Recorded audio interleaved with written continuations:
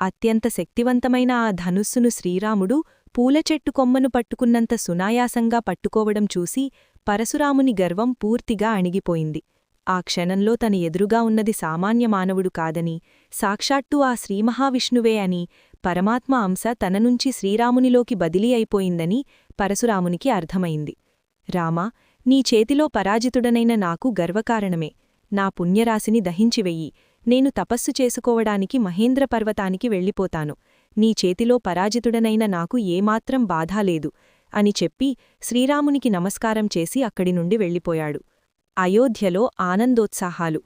పరశురాముడు వెళ్ళిపోవడంతో గండం గడిచిందని దశరథుడు ఊపిరి పీల్చుకున్నాడు. తన కుమారుని పరాక్రమాన్ని చూసి మురిసిపోయాడు. ఎటువంటి ఆటంకాలు లేకుండా అందరూ అయోధ్యకు చేరుకున్నారు. అయోధ్యవాసులు పూలవర్షం కురిపిస్తూ తమ యువరాజులకు, నూతన కోడళ్లకు బ్రహ్మరథం పట్టారు. స్వగృహానికి చేరిన మీదట దశరథ మహారాజు నందనులు నలుగురు తమ తమ పత్నులతో ఎంతో సుఖంగా గడపసాగారు.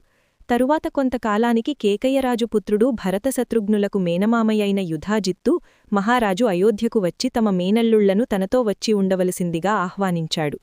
తన సోదరులిద్దరూ కేకయ్యరాజ్యానికి వెళ్లిన మీదట రాముడు తన తండ్రిని, ముగ్గురు తల్లులను ఎంతో శ్రద్ధతో సేవచేయసాగాడు.